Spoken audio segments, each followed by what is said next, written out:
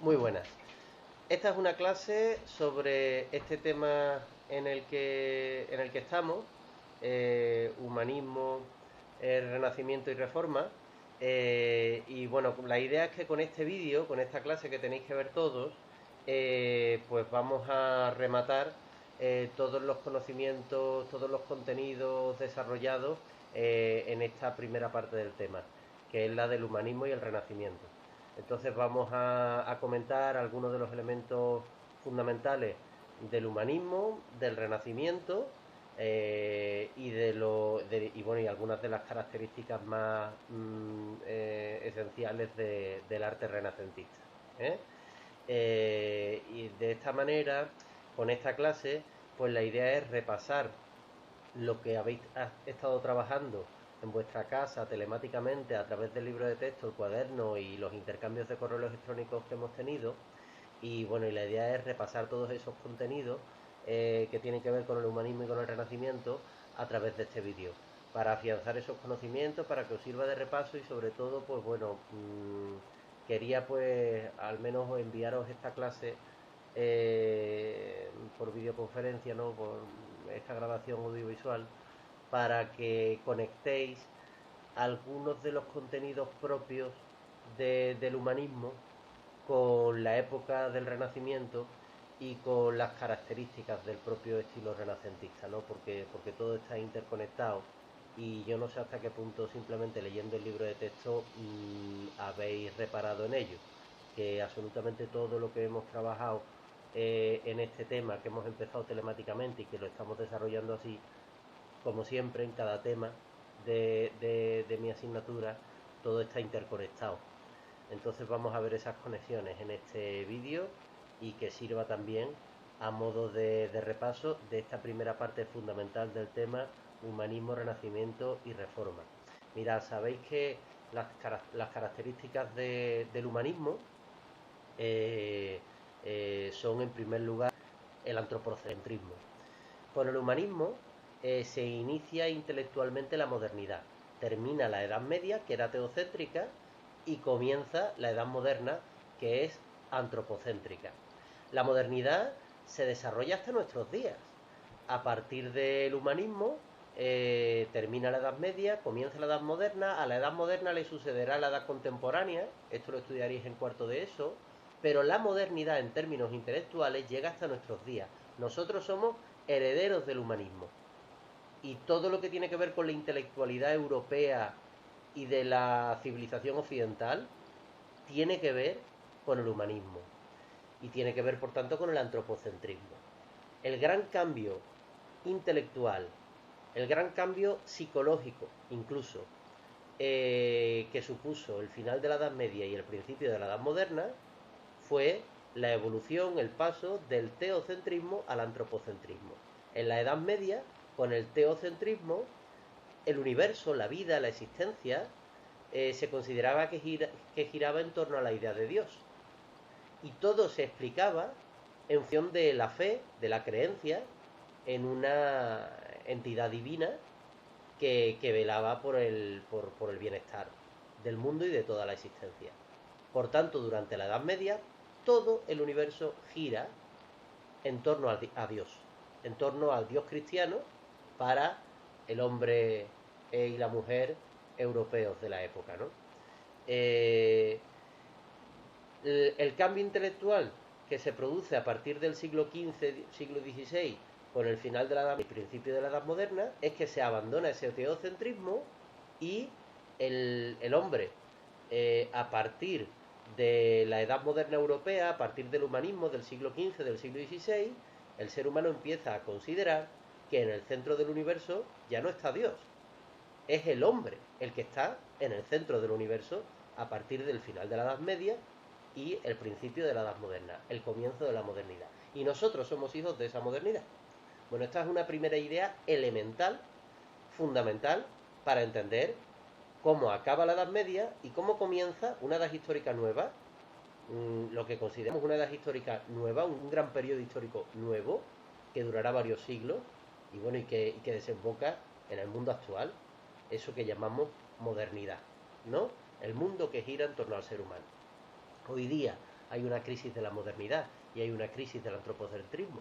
Pero bueno, estas son cuestiones propias de nuestra evolución intelectual en Occidente, en Europa, y que son cuestiones que iréis entendiendo los que profundicéis con el bachillerato y sobre todo los que estudiáis letras, ¿no? Hoy día, pues muchos consideramos que está en crisis ese antropocentrismo, ese humanismo, esa modernidad, ¿no? Y quizás sea esa una de las grandes, uno de los grandes retos intelectuales de nuestro tiempo, abordar esa crisis de la modernidad, ¿no?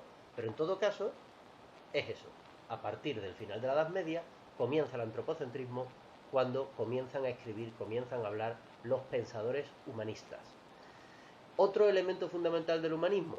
Otro elemento fundamental del humanismo es que si el mundo gira en torno al ser humano, eso significa para los humanistas, a partir del siglo XV, con la modernidad, con la edad moderna, que entonces si el mundo gira en torno al ser humano,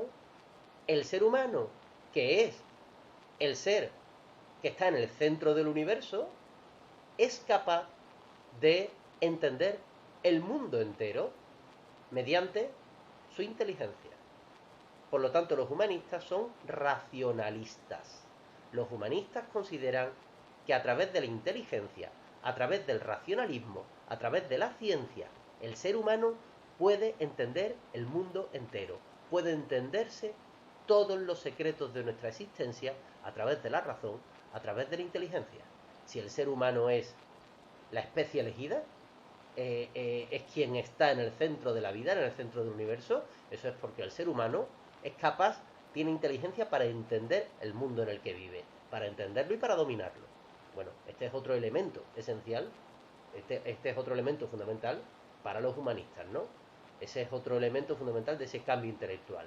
Porque en la Edad Media la explicación que se le daba a todas las cosas de nuestra existencia, incluso a lo que no entendíamos, o sobre todo a ello, era porque Dios lo quería, porque la providencia, es decir, la voluntad de Dios, lo quiere.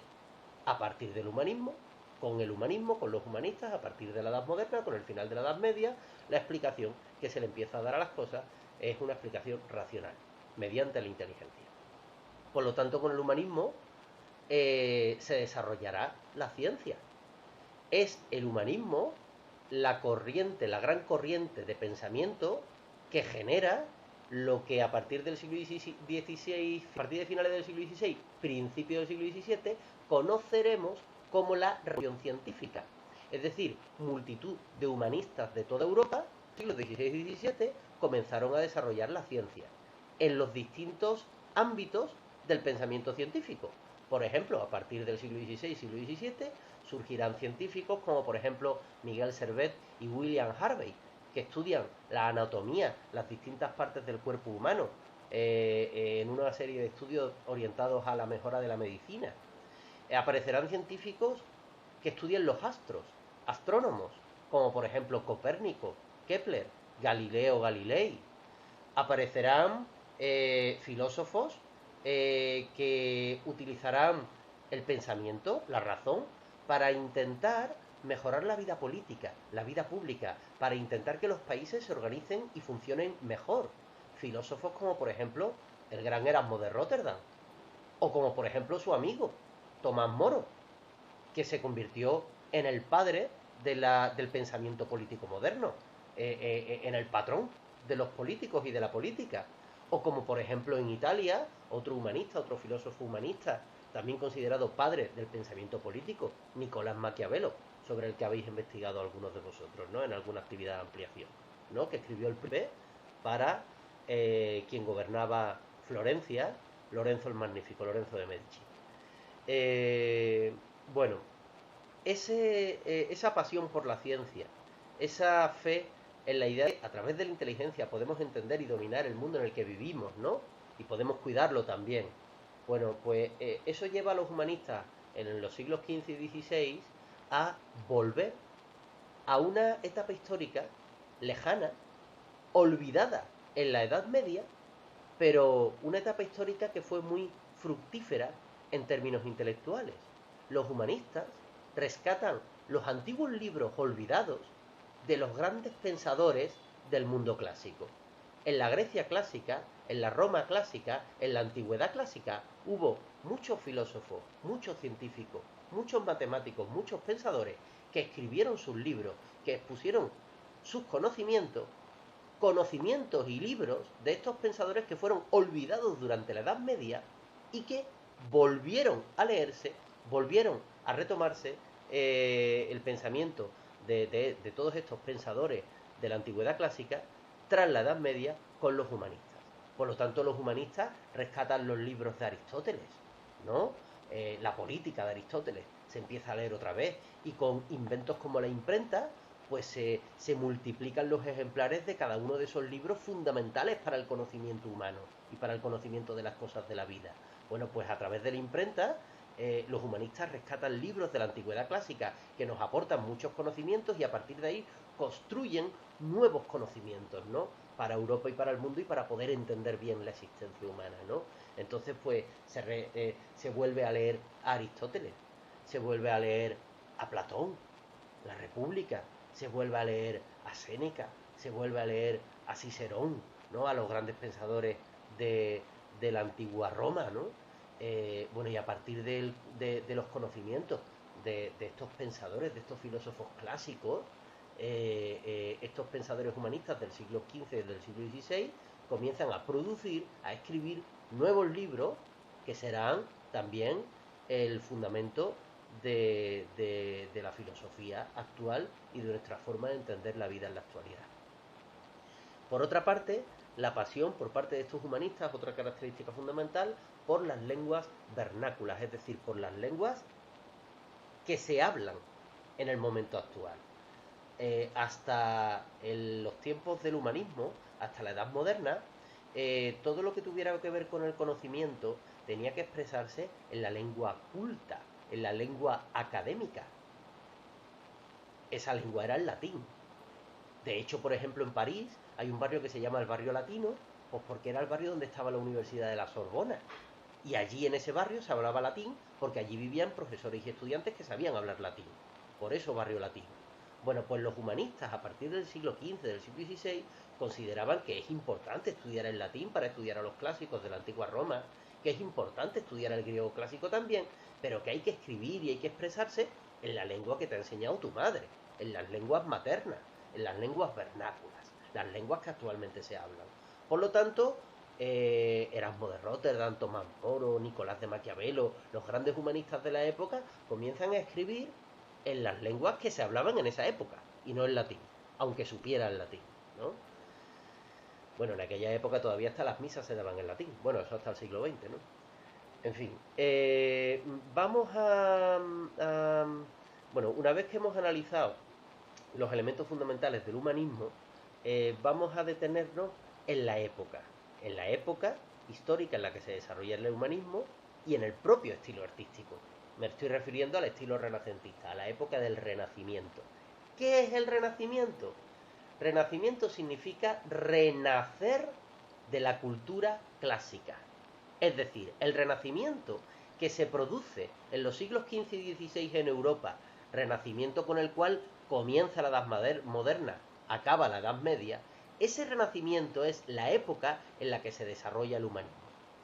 Y con el Renacimiento, que es la época en la que se desarrolla el humanismo, surge en toda Europa una curiosidad, un despertar por el mundo antiguo, por la antigua Grecia, por la antigua Roma, por el mundo clásico. Por lo tanto, el final de la Edad Media y el principio de la Edad Moderna, con los humanistas en Europa, supone una efervescencia en todo el continente europeo por el gusto por los clásicos. Es decir, el renacer de la cultura clásica significa, como hemos dicho antes, que los humanistas van en busca de los libros de aquellos filósofos de la Grecia clásica, de la antigua Roma, olvidados durante la Edad Media. Por eso, como se vuelve a leer a los grandes sabios de la antigüedad clásica, decimos que renace la antigüedad clásica. Por eso lo llamamos renacimiento, a los siglos XV y XVI. Por otra parte, los artistas del Renacimiento van en busca de las ruinas de los templos de las ciudades romanas, van en busca de los templos griegos en ruinas y en sus construcciones, en sus esculturas, imitan las esculturas y las construcciones del arte de la Grecia clásica, del arte de la Roma clásica. Es decir, que abandonamos los estilos propios de la Edad Media, el románico y el gótico, y comenzamos la Edad Moderna con un renacimiento del estilo artístico propio del clasicismo, de la cultura clásica, de la antigüedad clásica. Es decir, que si en la antigüedad clásica se utilizaban frontones, se utilizaban arcos, se utilizaban distintos órdenes, el dórico, el jónico y el corintio, bueno, pues se empiezan a utilizar de nuevo esos elementos propios de la arquitectura de la antigua Roma, de la antigua Grecia, del periodo clásico, tras la Edad Media en el Renacimiento. El Renacimiento a nivel artístico supone también un renacer de un gusto por el estilo artístico propio del mundo clásico. No solamente un gusto por los conocimientos del mundo clásico, sino también por la sensibilidad, por la belleza del mundo clásico. Y eso se ve en la arquitectura, en la escultura y en la pintura, y es lo que vamos a ver ahora un poco. Vamos a ver si no me hago un lío aquí. Bien, vamos a ver. Esta primera foto, bueno, es una de tantas obras de arte representativas del Renacimiento. Il Cupulone. Bueno, esta es la Catedral de Florencia, la iglesia de Santa María de las Flores de Florencia. Es una iglesia gótica, si observáis, construida en el siglo XIV, pero sobre ella Filippo Brunelleschi, uno de los grandes arquitectos del Renacimiento, levantó en el siglo XV il cupulone, lo que llamaban en Italia il cupulone, la gran cúpula que corona la iglesia de Santa María de las Flores de Florencia, ¿no? Bueno, pues esta cúpula fue diseñada y construida por Filippo Brunelleschi. Esta cúpula, fijaos que parece que está flotando, suspendida en el aire, inmediatamente por encima del resto de los edificios de la ciudad, con una linterna por la que entra la luz y a través de la cual se ilumina el interior de la catedral, y con un tambor octogonal enorme y una cúpula de doble cuerpo, ¿no? Bueno, esta cúpula junto con la de San Pedro del Vaticano marcará el inicio de la utilización de cúpulas en la arquitectura europea de la Edad Moderna. Las cúpulas clásicas comienzan a utilizarse a partir de la construcción de la cúpula de Santa María de las Flores por parte de Filippo Brunelleschi. La utilización de la cúpula es un elemento muy característico y esencial de la arquitectura del Renacimiento. Otro ejemplo. Mirad, hemos dicho que los arquitectos del Renacimiento viajan por las ruinas de la antigua Grecia, de las antiguas polis griegas, de la antigua Roma, y copian en los edificios que ellos construyen en los siglos XV y XVI, en la época del Renacimiento, copian esos elementos propios de la arquitectura clásica, de la antigua Grecia y de la antigua Roma. Bueno, pues aquí esto es claro, ¿no?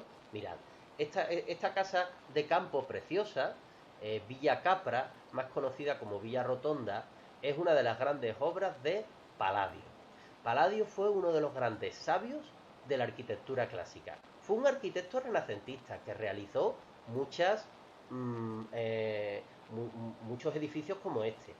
Pero además, Palladio fue un tratadista, es decir, que Palladio estudió la arquitectura de las ruinas de las antiguas ciudades romanas, de la Grecia antigua, y escribió distintos tratados, distintos libros, donde explicaba a los arquitectos del Renacimiento y a todos los que vinieran después cómo se tiene que realizar un edificio para que cumpla con el canon, con el equilibrio propio de el legado de nuestra Roma clásica, de nuestra Grecia clásica, ¿no? Es decir, en distintos tratados, en distintos libros, lo que hizo Palladio fue establecer las características que tiene que tener un edificio a partir del Renacimiento, para que al verlo veamos reflejado en ese edificio renacentista nuestro pasado antiguo, nuestro pasado más querido, que es nuestro pasado de la antigua Grecia, de la antigua Roma, el mundo clásico, que es de donde provenimos, ¿no? Elementos propios del clasicismo, del arte clásico, en esta Villa Rotonda de Palladio, que ya veis que, bueno, Villa Rotonda se le llama así porque era una casa de campo con los cuatro lados, forma un cuadrado coronado por una cúpula, y los cuatro lados son idénticos, ¿vale? Esto está en el medio del campo, era una casa de campo para una familia del patricio urbano en el sur de Italia, y es precisamente pues para que pasaran largas temporadas en el campo. Palladio les hace esta casa, ¿no? Esta villa. Bueno, elementos propios del arte clásico que se ven en esta villa del Renacimiento. El frontón. El frontón triangular era típico de los templos que en la antigua Grecia y en la antigua Roma se le dedicaban a los dioses paganos, a los dioses del panteón.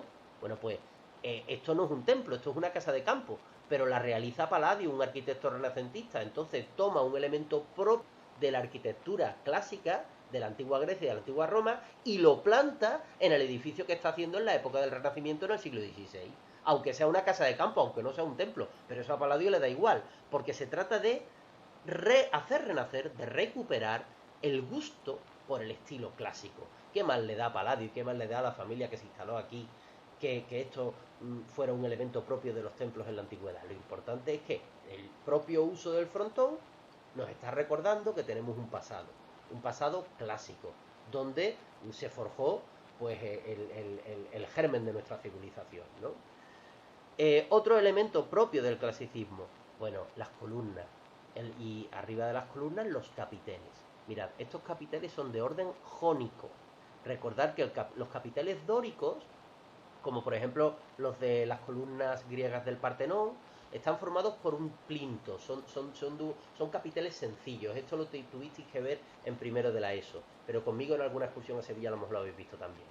Los capiteles jónicos, que venían de las polis griegas del mar Jónico, están formados por volutas. ¿Veis? Estos redondeles que hay a ambos lados son las llamadas volutas, ¿vale? Esta especie de donut, ¿no? Que hay a ambos lados, ¿vale? Volutas. Y después estaban los capiteles de orden corintio, que eran típicos de la ciudad de Corinto, porque el símbolo de la ciudad de Corinto es la hoja de acanto. La ciudad de Corinto era una polis de la antigua Grecia muy cercana a Atenas, pues su símbolo era la hoja de acanto, y entonces pusieron de moda los capiteles de orden corintio, pues que estaban decorados con hojas de acanto. Este es un capitel jónico, está decorado con volutas.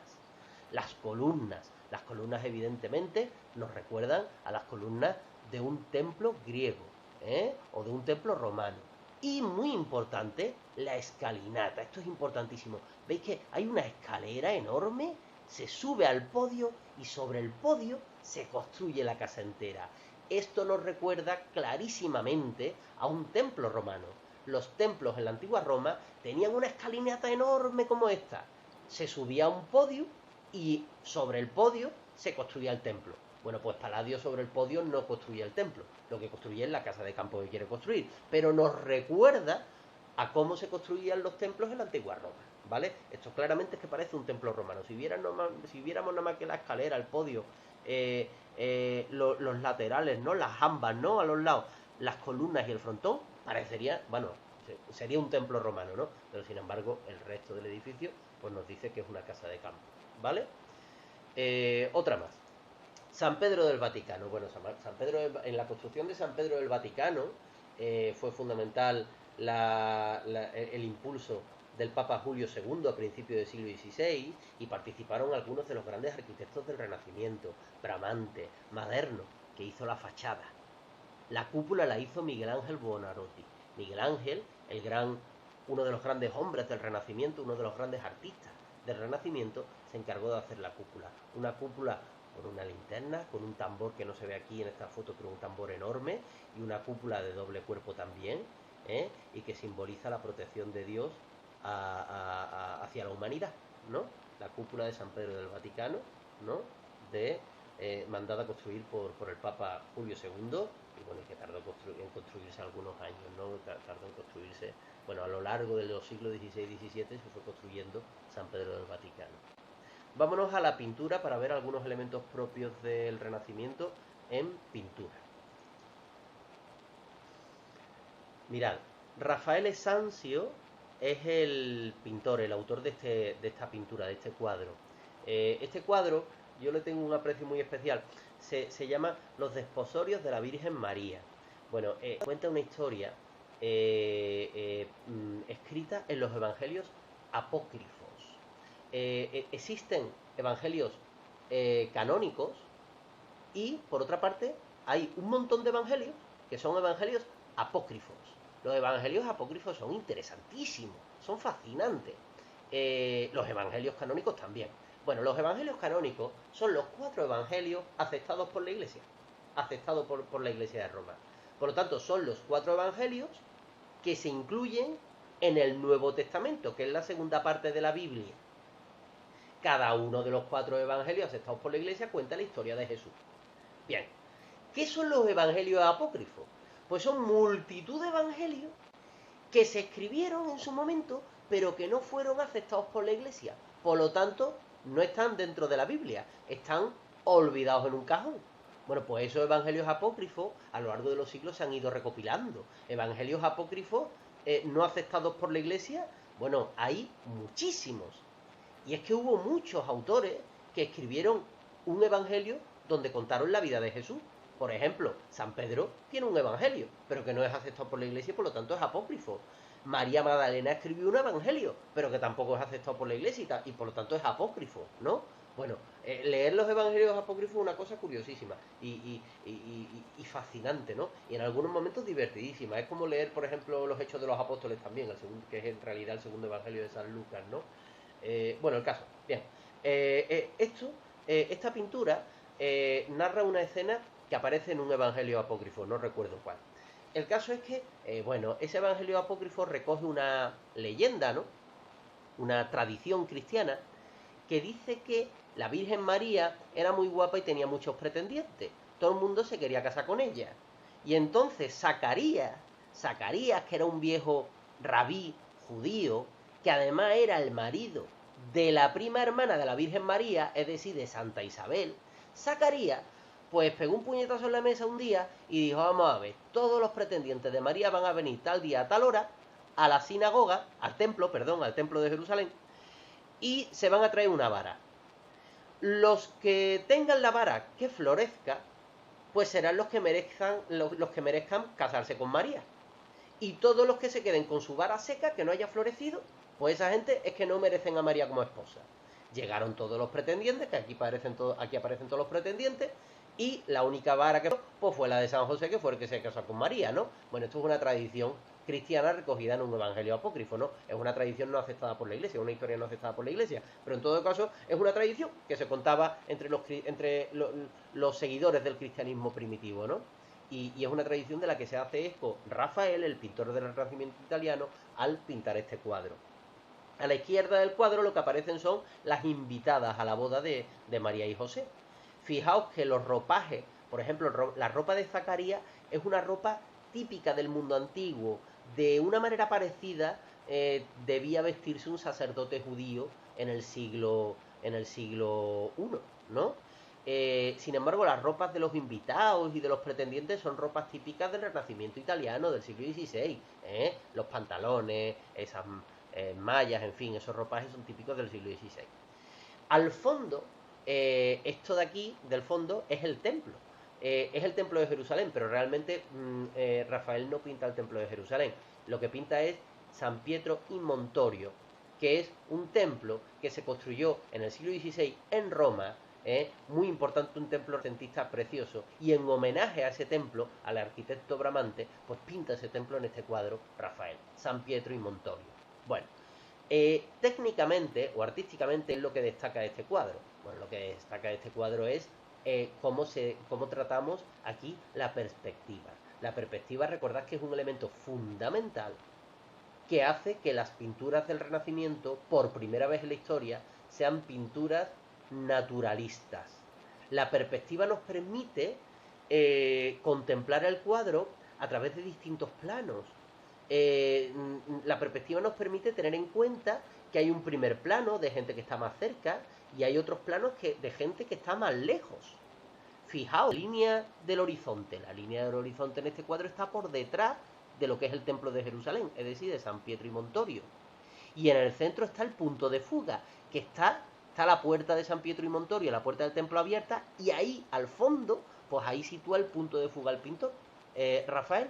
Pero no solamente se trata de una perspectiva realizada a través de un punto de fuga que marque la línea del horizonte, no solamente eso, es que cada dibujo de cada baldosa del suelo tiene un tamaño concreto para generar sensación de perspectiva, sensación de profundidad en el cuadro.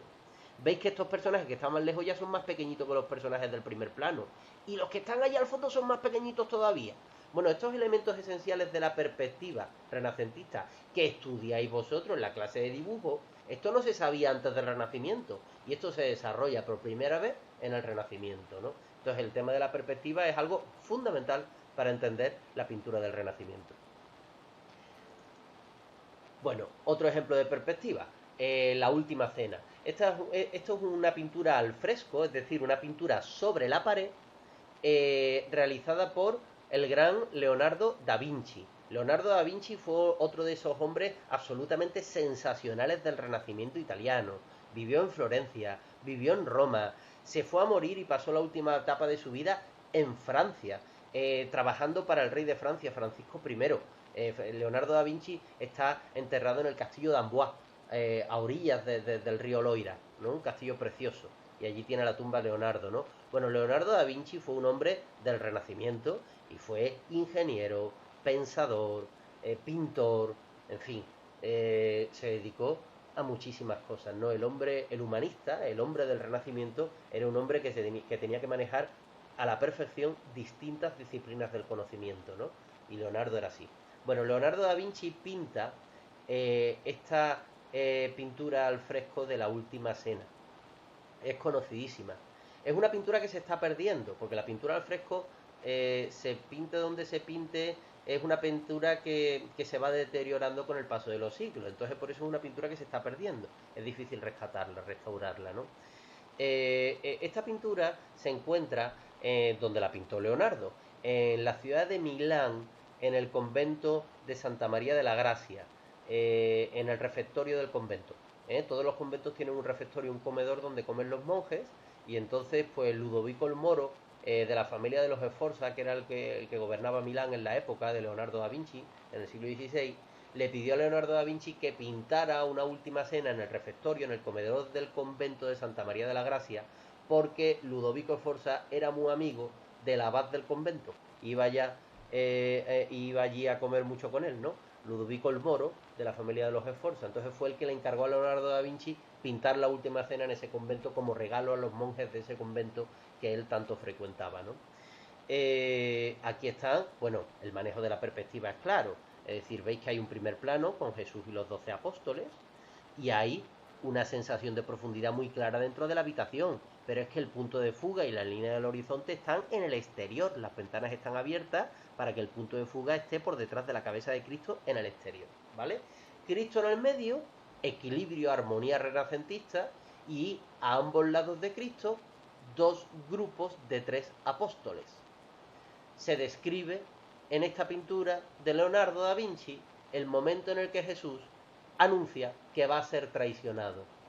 Y en cada uno de los rostros de los apóstoles, incluso en el rostro de Judas, ¿no?, que lleva el saco con las 20 monedas de plata, cada uno de los rostros de los apóstoles es un estudio psicológico por parte de Leonardo de las distintas reacciones psicológicas que puede tener el ser humano cuando una traición ha sido anunciada, ¿no? Bueno, otro ejemplo. Arte profano. Bueno, el arte sacro es el arte que tiene que ver con la religión cristiana, con la religión católica, y el arte profano es el arte que trata de cuestiones al margen de la religión o cuestiones propias de las religiones paganas. El nacimiento de Venus. Esta pintura es el nacimiento de Venus, pintada por Sandro Botticelli. Bueno, pues fijaos, los trazos electrizantes, el manejo de los colores, el manejo de la perspectiva, ¿no? Por detrás de Venus, el punto de fuga, ¿no?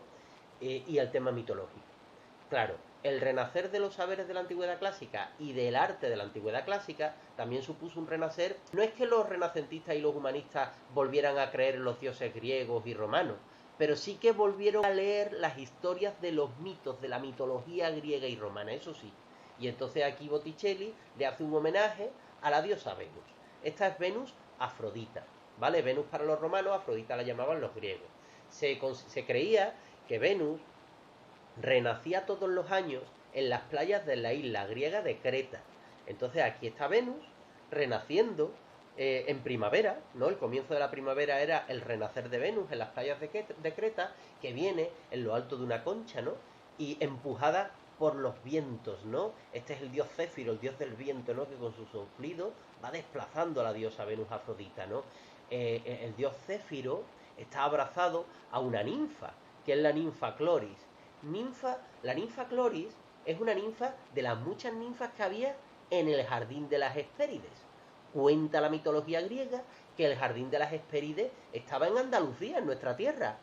De hecho, por ejemplo, un mito griego, el mito de Perseo, cuenta que Perseo, ya sabéis que los mitos todo es una invención, pero siempre hay una base real en muchos de los mitos, ¿no?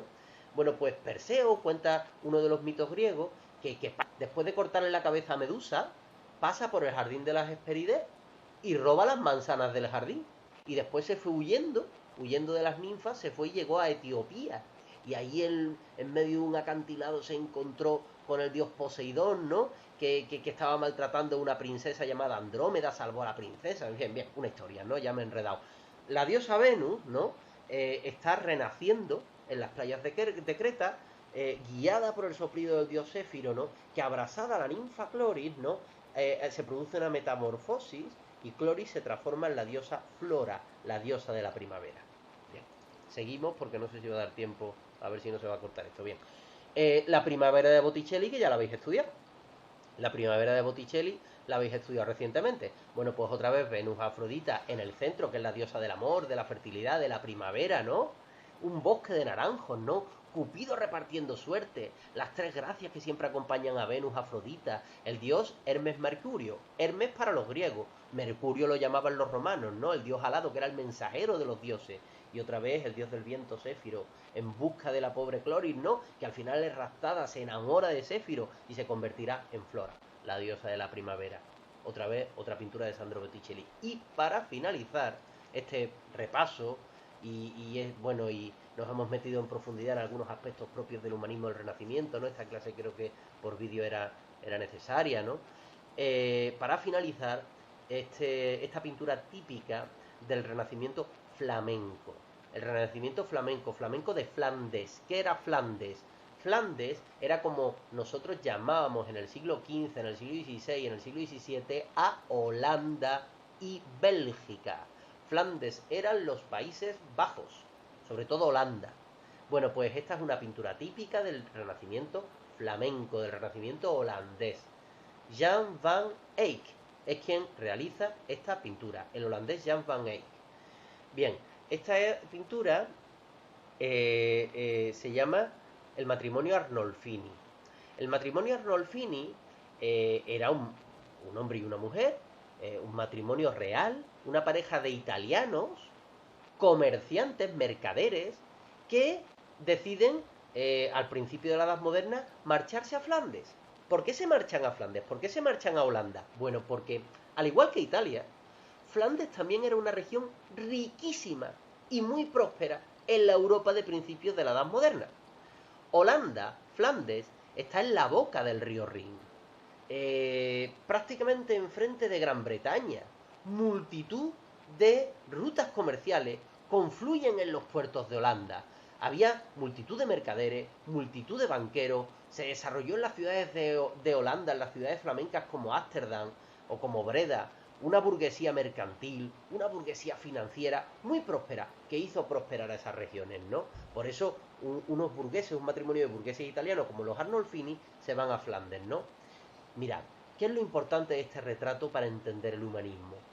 En una pintura propia de la Edad Media, a lo que se retrata es a Jesús de Nazaret, a Jesucristo. Se retrata a la divinidad. En una pintura de la Edad Moderna, se retrata al hombre y a la mujer, al ser humano.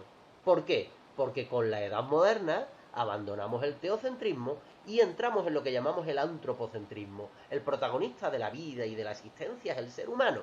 Y entonces por eso esta pintura retrata a dos personas, a un matrimonio de gente importante, de mercaderes ricos de el Flandes del siglo XVI, ¿no?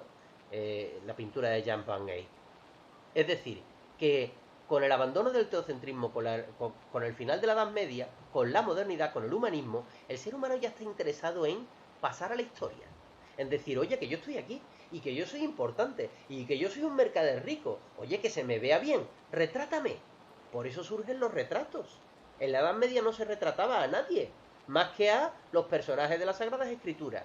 ¿Por qué se retrata a gente corriente que hace algo importante en la vida, como por ejemplo estos mercaderes hacerse ricos a partir de la modernidad? Pues porque a partir de la modernidad el mundo gira en torno al ser humano. Y como ejemplo para el resto de seres humanos se pone a los seres humanos de éxito en los retratos de las pinturas de los renacentistas, ¿no? Entonces, pues aquí está el matrimonio Arnolfini, matrimonio de recién casados, ¿no? Con ropas típicas de con el perro que simboliza la fidelidad en el matrimonio, ¿no?